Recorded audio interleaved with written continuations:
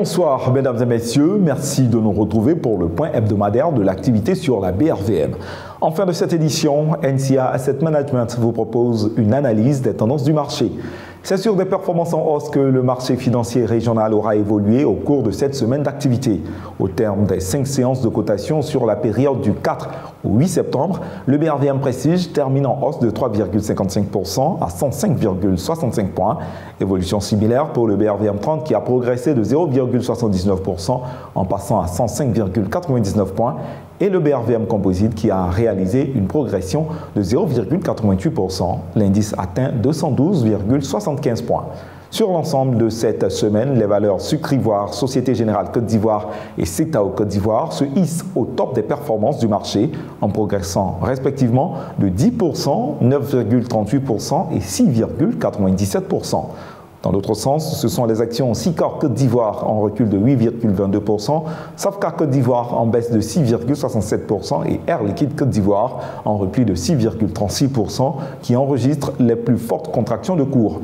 L'activité au cours de cette semaine a été dense et dynamique avec 2 321 258 actions transigées représentant une valeur totale de 2 829 140 783 francs CFA. C'est sur une capitalisation de 7 914 655 661 093 francs CFA que la BRVM clôture la séance de ce jour et bien sûr la séance de cette semaine. Nous accueillons à présent M. Silas Lobé, chef du service gestion des portefeuilles à NCA Asset Management pour une analyse des tendances du marché de cette semaine et des semaines précédentes. M. Lobé, bonsoir et bienvenue. Bonsoir Enoch Nguessan et bonsoir à tous les téléspectateurs de la BRVM TV. Monsieur Lobé, quelles observations faites-vous du marché financier de l'UMOA au cours de ces dernières semaines? Alors cette semaine ou ces dernières semaines, le marché anticipe les différentes publications de résultats. Pour les publications qui ont déjà eu lieu, le marché réagit en fonction de ces différentes publications ou lorsqu'on a eu des anticipations suffisamment fortes avant les publications, on a déjà des évolutions qui se font de telle sorte qu'aux publications, les progressions ou les baisses qu'on aura seront juste légères. Donc le marché est dans sa phase de publication de résultats et les cours réagissent en fonction. Nous sommes à une période de publication des résultats trimestriels et semestriels. Quelles attitudes les investisseurs doivent-ils adopter? Afin donc d'anticiper au mieux les différentes variations des actions après les publications de résultats, il convient d'effectuer des analyses quantitatives et statistiques intégrant plusieurs paramètres. Nous en aborderons 3 de façon particulière aujourd'hui. Le premier facteur concerne ce que nous appellerons le retour à la normale, qui traduit une forte baisse après une forte hausse exceptionnelle ou une forte hausse après une baisse conjoncturelle. En règle générale, le retour à la normale se traduit par des variations du cours de l'action qui finissent par se neutraliser. Par exemple, dans le cas d'un retour à la normale par une hausse, le cours de l'action peut augmenter de façon sporadique, mais après quelques séances, le cours reviendra à son niveau avant publication.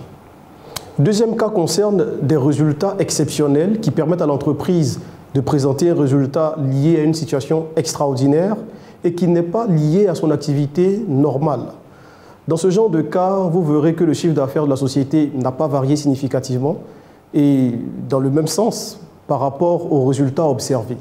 Face à de tels résultats, il convient de s'assurer que la hausse ou la baisse observée est justifiée par des raisons fondamentales qui émanent de la stratégie de la société avant de prendre une position importante soit à la vente ou à l'achat sur le titre. Donc il ne s'agit pas de s'affoler ou de se ruer sur le titre, de paniquer en cas de résultats qu'on observerait.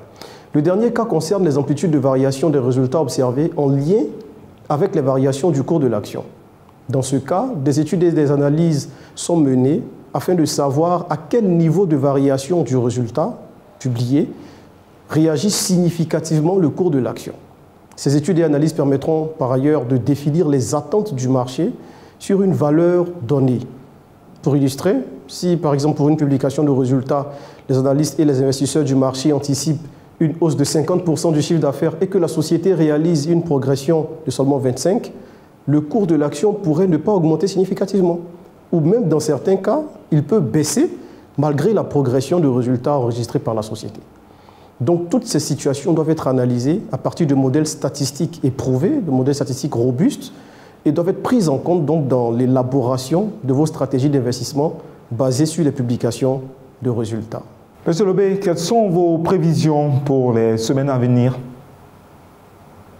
Alors pour les semaines et mois à venir, le secteur des finances devrait continuer à progresser. Et il serait donc dirigé par les leaders de ce secteur. Ensuite, le secteur services publics et le secteur distribution devraient également afficher des hausses plus ou moins importantes sur les semaines à venir. Par contre, le secteur industrie continuera de montrer des performances qui sont mitigées.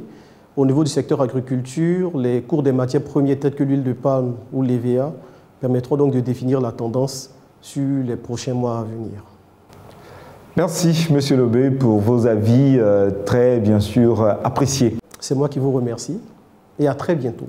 Merci de votre attention, chers téléspectateurs. L'ensemble de l'équipe de BRVM TV se joint à moi pour vous souhaiter une agréable fin de semaine et vous donne rendez-vous lundi de 9h30 sur la chaîne de toute l'actualité boursière de l'UEMOA.